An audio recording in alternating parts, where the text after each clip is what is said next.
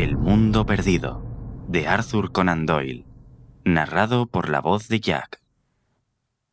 Capítulo 8. Los guardianes exteriores del Nuevo Mundo.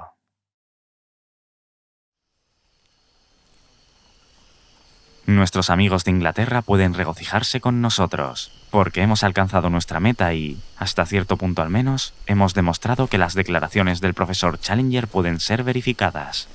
Es cierto que no hemos ascendido a la meseta, pero se levanta delante de nosotros y hasta el profesor Summerlee se comporta con mayor discreción. Esto no significa que él admita, ni por un instante, que su rival pueda tener razón, pero no insiste tanto en sus constantes objeciones y se ha sumido, la mayor parte del tiempo, en un vigilante silencio. Y ahora debo volver al asunto, sin embargo, prosiguiendo mi narración desde el punto de vista que la había dejado. Hemos enviado a su tierra a uno de nuestros indios de la región, que está herido, y a él le encargo esta carta, aunque tengo considerables dudas de que alguna vez sea entregada. Cuando escribí la anterior, estábamos a punto de abandonar el villorrio indio en que nos había dejado la Esmeralda. Debo comenzar mi informe con malas noticias porque el primer conflicto serio de carácter personal, y paso por alto las incesantes contiendas verbales de los dos profesores, ocurrió aquella noche y pudo haber tenido un final trágico. He mencionado ya a nuestro mestizo Gómez, el que habla inglés. Es un trabajador excelente y un compañero siempre dispuesto, pero afectado, según creo, por el vicio de la curiosidad, que es frecuente en esta clase de hombres. Al parecer, la noche anterior se había ocultado cerca de la choza en que estábamos discutiendo nuestros planes, pero fue visto por nuestro gigante negro, Zambo, que es tan fiel como un perro y que, como todos los de su raza, odia a los mestizos. Zambo lo arrastró fuera y lo trajo a nuestra presencia. Sin embargo, Gómez desenvainó su cuchillo y, de no haber sido por la enorme fuerza de su captor, que fue capaz de desarmarlo con una sola mano, lo habría ciertamente apuñalado. El asunto quedó reducido a simples reprimendas, obligándose a los adversarios a estrecharse las manos y quedando nosotros con la esperanza de que todo irá bien en adelante.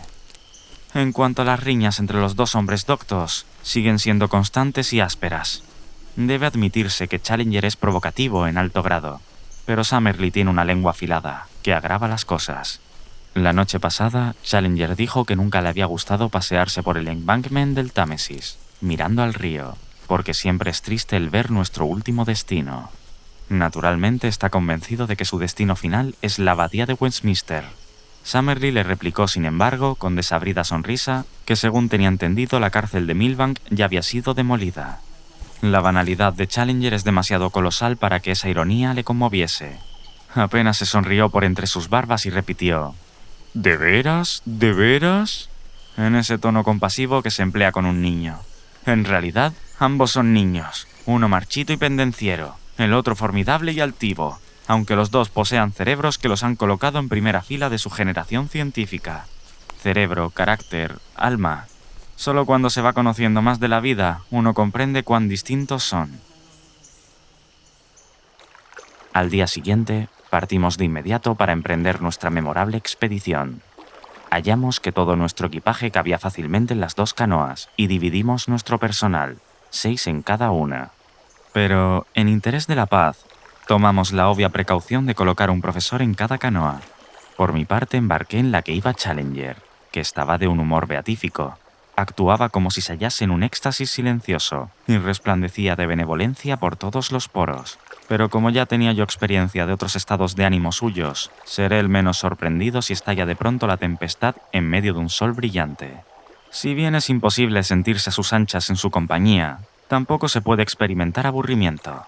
Por eso se encuentra uno en un perpetuo estado de duda, temeroso a medias del giro súbito que pueda tomar su formidable temperamento. Durante 2 días seguimos nuestro camino río arriba por un curso de considerable anchura, unos cuantos centenares de yardas, y de color oscuro pero tan transparente que casi siempre podíamos ver el fondo. La mitad de los afluentes del Amazonas es de la misma naturaleza, en tanto que la otra mitad es blancuzca y opaca. La diferencia depende de la clase de tierras por las que atraviesan. El color oscuro indica que hay vegetación putrefacta, mientras que los otros fluyen por lechos arcillosos. 2 veces nos encontramos con rápidos, y en ambos casos tuvimos que acarrear nuestro equipaje y las canoas por tierra para superarlos, por espacio de media milla o cosa así. Los bosques de ambos márgenes eran jóvenes, por lo cual resultaron más fáciles de penetrar que los que se hallaban en su segundo periodo de crecimiento, y no tuvimos grandes dificultades para atravesarlos en nuestras canoas. ¿Cómo podría olvidarme nunca del solemne misterio de aquellos bosques? La altura de los árboles y el grosor de sus troncos excedía todo lo que yo, criado en las ciudades, hubiese podido imaginar. Se disparaban hacia arriba como columnas magníficas hasta que allá, a enorme distancia sobre nuestras cabezas, podíamos distinguir borrosamente el lugar donde se abrían sus ramas laterales, formando góticas curvas ascendentes que se enlazaban para constituir una enorme cúpula de verdor, atravesada únicamente por un ocasional rayo de sol que trazaba una fina y deslumbrante línea de luz que bajaba por entre la majestuosa oscuridad. Mientras caminábamos sin hacer ruido por aquella espesa y mullida alfombra de vegetación marchita, el silencio descendía sobre nuestras almas como suele hacerlo en la penumbra crepuscular de la abadía de Westminster, y hasta la voz rotunda del profesor Challenger se atenuaba hasta el susurro. Si yo hubiese estado solo, nunca habría conocido los nombres de aquellos gigantes vegetales, pero nuestros hombres de ciencia señalaban los cedros, las enormes ceibas, los pinos gigantes, con toda la profusión de las variadas plantas que han convertido este continente en el principal proveedor del género humano en lo que se refiere a los dones de la naturaleza que proceden del mundo vegetal, al tiempo que es el más retrasado en productos que nacen de la vida animal. Orquídeas de vívidos colores y líquenes de maravillosos matices ardían sin llama sobre los prietos troncos de los árboles. Y cuando un haz vagabundo de luz caía sobre la dorada llamanda, los escarlatas racimos estrellados de la taxonia o el risco azul oscuro de la hipómea, el efecto era como un sueño en un país de hadas. La vida, que aborrece la oscuridad, lucha en aquellas grandes soledades selváticas por ascender siempre hacia la luz. Cada planta, hasta la más pequeña, se enrosca y retuerce para alcanzar la superficie verde, envolviéndose para trepar por sus hermanas más grandes y fuertes en anhelante esfuerzo. Las plantas trepadoras son monstruosas y exuberantes, pero otras, que no eran trepadoras en otras regiones, aprenden ese arte, como un modo de escapar a la oscura sombra.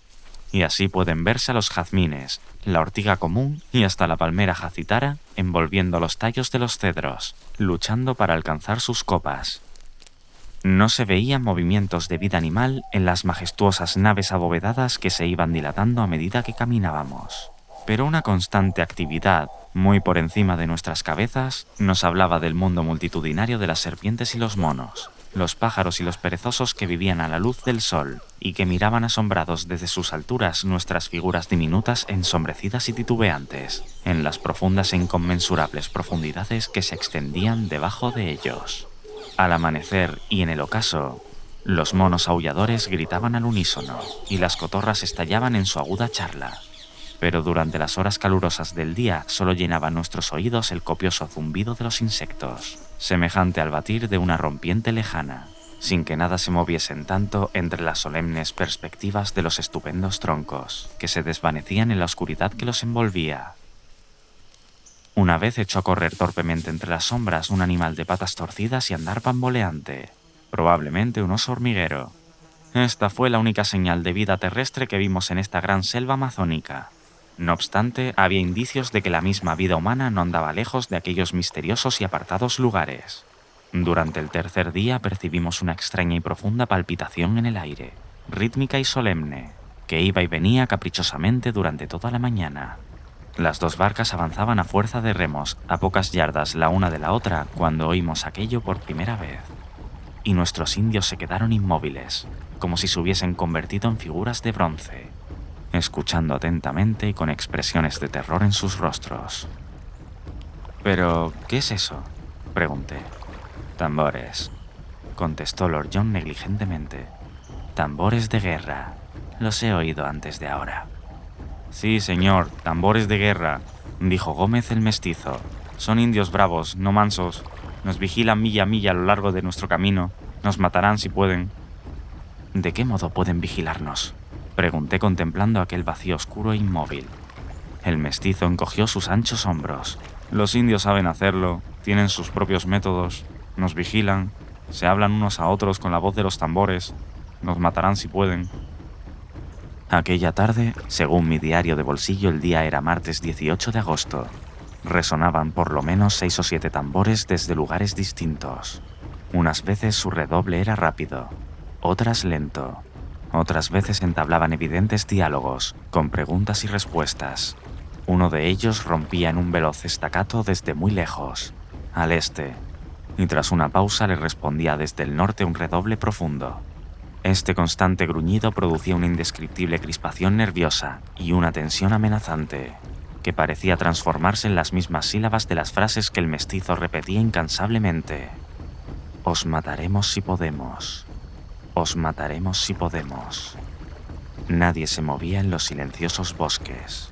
Todo era paz y tranquilidad en la silenciosa naturaleza que yacía tras la oscura cortina de la vegetación. Pero allá lejos, más allá de la misma, seguía llegando ese único mensaje de nuestros congéneres los hombres. Os mataremos si podemos, decían los hombres del este. Os mataremos si podemos, decían los hombres del norte. Los tambores retumbaron y susurraron durante todo el día, haciendo que sus amenazas se reflejaran en los rostros de nuestros compañeros de color. Hasta los mestizos, fanfarrones y curtidos, parecían acobardados. Pero aquel día, precisamente, supe de una vez por todas que tanto Summerlee como Challenger poseían la clase más elevada del valor, el valor del pensamiento científico. Era el mismo espíritu que había sostenido a Darwin entre los gauchos de Argentina y a Wallace entre los cazadores de cabezas de Malasia. La misericordiosa naturaleza ha decretado que el cerebro humano no pueda pensar en dos cosas simultáneamente, de modo que si está impregnado por la curiosidad científica, no tiene lugar para meras consideraciones personales. Durante todo el día, en medio de aquella amenaza constante, nuestros dos profesores se aplicaron a observar cada pájaro que volaba por el aire y cada arbusto que crecía en las orillas, con muchas y agudas disputas verbales, durante las cuales los gruñidos burlones de Summerlee respondían prontamente a los regonzos profundos de Challenger, pero sin mostrar más sentido del peligro o hacer más alusiones a los redobles de tambores indios que si estuviésemos sentados en el salón de fumar del Royal Society's Club de St. James Street. Solo una vez condescendieron a hablar de ellos. «Caníbales de Mirana o Amahuaca», dijo Challenger apuntando con el pulgar hacia el bosque vibrante. «Sin duda, señor», contestó Summerlee. «Al igual que todas esas tribus, supongo que usarán un lenguaje polisintético de tipo mongol». «Polisintético, ciertamente», dijo Challenger con indulgencia. «No tengo noticias de que exista otro tipo de idioma en este continente. Y eso que he tomado notas sobre más de un centenar, pero la teoría del origen mongólico la observo con profunda desconfianza». «Yo creo que bastaba un limitado conocimiento de la anatomía comparada para verificarla», dijo Summerlee con acritud. Challenger echó fuera su agresiva mandíbula hasta que fue todo barba y ala de sombrero. «Sin duda, señor, que un conocimiento limitado llevaría a ese resultado. Pero cuando el conocimiento es exhaustivo, se llega a conclusiones diferentes». Se contemplaron en actitud desafiante, mientras de todo cuanto nos rodeaba parecía brotar aquel susurro lejano. Os mataremos si podemos. Aquella noche anclamos nuestras canoas en el centro de la corriente con pesadas piedras a modo de anclas, e hicimos todos los preparativos para un posible ataque. Nada sucedió, sin embargo, y al amanecer reanudamos nuestra marcha, mientras se perdía detrás de nosotros el batir de los tambores. Hacia las 3 de la tarde llegamos a un rápido de gran pendiente y más de 1 milla de largo. Era justamente el mismo en que el profesor Challenger había sufrido un desastre. Confieso que la vista del mismo me consoló, porque era realmente la primera corroboración, por leve que fuese, de la verosimilitud de su historia. Los indios transportaron primero las canoas y luego nuestros equipajes a través de los matorrales, que eran muy espesos en esta parte, mientras los 4 blancos, con rifles al hombro, caminábamos vigilantes entre ellos y cualquier peligro que pudiera venir de los bosques. Antes del ocaso habíamos sobrepasado felizmente los rápidos y recorrido unas 10 millas más allá de los mismos, donde anclamos para pasar la noche. Calculo que a esa altura ya habríamos navegado unas 100 millas por el afluente del río principal. El día siguiente, a la mañana, muy temprano, iniciamos lo que podría llamarse la gran salida, el verdadero arranque de nuestra expedición. Desde el alba, el profesor Challenger había dado muestras de gran inquietud, escudriñando constantemente las 2 orillas del río. Súbitamente lanzó una exclamación de regocijo y señaló un árbol aislado que se proyectaba sobre la orilla de la corriente en un curioso ángulo. ¿Qué le parece a usted eso?, preguntó. Que es seguramente una palmera Asai, dijo Summerlee. Exacto, y fue una palmera Asai la que yo tomé como punto de referencia. La entrada secreta se halla a media milla más adelante, al otro lado del río. No hay brecha entre los árboles. Allí está lo maravilloso y lo misterioso del caso. En el lugar donde usted está viendo los juncos color verde claro en lugar de la maleza verde y oscura, allí entre los grandes álamos se halla mi puerta privada al reino de lo desconocido. Pasemos por ella y usted comprenderá. Era en verdad un lugar maravilloso. Una vez que alcanzamos el sitio marcado por una línea de juncos color verde claro, empujamos con pértigas nuestras canoas a través de sus tallos por espacio de una centena de yardas, y por fin salimos a una corriente de aguas plácidas y poco profundas, que fluían claras y transparentes sobre un fondo arenoso. Tendría unas 20 yardas de anchura, y en ambos márgenes crecía una vegetación de lo más exuberante. Nadie que no hubiese observado desde corta distancia que los cañaverales habían ocupado el lugar de los arbustos habría podido sospechar la existencia de ese arroyo, ni soñar con el país de hadas que había detrás. Porque realmente era un país de hadas, el más maravilloso que la imaginación del hombre podía concebir. La espesa vegetación que se unía por lo alto, formando una pérgola natural, y a través de ese túnel de verdura fluía en una dorada penumbra el río verde y diáfano, bello en sí mismo, pero aún más maravilloso por los extraños matices que la vivísima luz que venía de arriba iba filtrando y atemperando en su caída. Claro como un cristal, inmóvil como un espejo, verde como el filo de un iceberg. Se alargaba ante nosotros bajo su frondosa arcada, y cada golpe de nuestros remos lanzaba miríadas de pequeñas ondas sobre su relumbrante superficie. Era la digna avenida hacia una tierra de prodigios. Toda traza de los indios parecía haberse esfumado, pero la vida animal era más frecuente y la docilidad de sus criaturas demostraba que nada sabían de cazadores. Pequeños monos cubiertos de un vello semejante al terciopelo negro, con dientes blancos como la nieve y centelleantes ojos burlones, nos dirigían su parloteo a medida que pasábamos. Algún caimán se zambullía desde la orilla con un chapoteo sordo y pesado. Una vez se nos quedó mirando fijamente desde un hueco en los matorrales un tapir oscuro y desmañado, que enseguida se alejó pesadamente por la selva. En otra ocasión, la figura amarilla y sinuosa de un puma enorme se asomó entre los arbustos y nos lanzó una mirada de odio con sus ojos verdes y funestos por encima de su lomo leonado.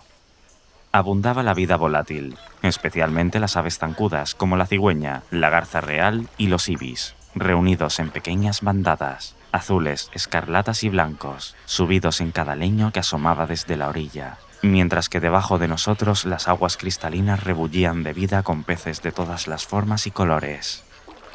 Durante 3 días viajamos aguas arriba por aquel túnel de brumoso verdor tamizado por la luz solar. En los tramos más largos era difícil discernir, mirando hacia adelante, dónde terminaba la distante agua verde y dónde empezaba la distante arcada de verdor. Ningún rastro de presencia humana turbaba la paz profunda de aquella extraña vía de agua. «No hay indios por aquí. Tienen demasiado miedo a Kurupuri», dijo Gómez. «Kurupuri es el espíritu de los bosques», explicó Lord John. «Es el nombre que dan a toda clase de demonios. Estos pobres diablos creen que existe en esa dirección algo aterrador, y por eso evitan acercarse allí». Al tercer día se hizo evidente que nuestra jornada en canoa no podría prolongarse mucho, porque el arroyo se iba estrechando rápidamente. Encallamos 2 veces en otras tantas horas. Por último alzamos nuestras canoas y las depositamos entre la maleza, pasando la noche a la orilla del río. Por la mañana, Lord John y yo nos adentramos un par de millas en el bosque, manteniéndonos paralelos a la corriente de agua. Pero como esta era cada vez menos profunda, regresamos e informamos del hecho, aunque ya el profesor Challenger lo había sospechado. Esto es, que habíamos alcanzado el punto más elevado al que se podía arribar en canoa. Por lo tanto, las sacamos fuera del agua y las ocultamos entre la maleza, haciendo unas marcas en un árbol con nuestras hachas para poder encontrarlas otra vez. Luego distribuimos entre nosotros las distintas cargas: rifles, municiones, víveres, una tienda, mantas y todo lo demás. y, echándonos nuestros bultos al hombro, emprendimos la etapa más trabajosa de nuestro viaje. El principio de esta nueva jornada fue señalado por una infortunada pelea entre aquellos dos botes de pimienta que llevábamos con nosotros. Challenger había impartido órdenes a toda la expedición desde el momento mismo en que se había unido a nosotros, ante el evidente descontento del profesor Summerlee. En esta oportunidad, al asignar una tarea a su colega, se trataba tan solo de transportar un barómetro aneroide. El problema saltó repentinamente a la palestra. «¿Puedo preguntarle, señor?», dijo Summerlee con maligna calma. «¿Con qué autoridad se arroja el derecho de dar órdenes?». Challenger lo miró erizado y echando fuego por los ojos. «Lo hago, señor Summerlee, como jefe de esta expedición». «Me siento obligado a decirle, señor, que no le reconozco tal autoridad». «¿De veras?». Challenger se inclinó con implacable sarcasmo. «Tal vez usted pueda definir exactamente cuál es mi posición». «Sí, señor. Usted es un hombre cuya veracidad está siendo enjuiciada y nosotros constituimos el comité que está aquí para juzgarlo. Usted camina, señor, con sus jueces». «¡Dios mío!», exclamó Challenger sentándose en la borda de una de las canoas. «En ese caso, naturalmente, ustedes pueden seguir su camino y yo seguiré el mío según mi comodidad. Si no soy el jefe, no pueden esperar que los guíe. En ese caso, naturalmente, ustedes pueden seguir su camino y yo seguiré por el mío según mi comodidad». Gracias a Dios había allí dos hombres sensatos, Lord Roxton y yo, para evitar que la petulancia y el desatino de nuestros doctos profesores nos enviaran de vuelta a Londres con las manos vacías. Cuánto tuvimos que explicar, arguir y suplicar hasta que logramos ablandarlos. Finalmente, Summerlee, con un gesto despectivo y su pipa, reinició la marcha, mientras Challenger le seguía balanceándose y refunfuñando. Por suerte, más o menos por entonces, descubrimos que nuestros dos sabios compartían una muy pobre opinión acerca del profesor Illingworth, de Edimburgo. Desde ese momento, esto constituyó nuestra salvación, y cada situación tensa se resolvía cuando introducíamos en la conversación el nombre del zoólogo escocés, porque nuestros profesores establecían una alianza temporal y cierta camaradería a través de sus insultos y su execración al rival común. Avanzando en fila india a lo largo del margen del río, pronto descubrimos que éste se estrechaba hasta convertirse en un simple arroyuelo y que al final se perdía en una gran ciénaga verde con musgos que parecían esponjas, en donde nos hundíamos hasta las rodillas.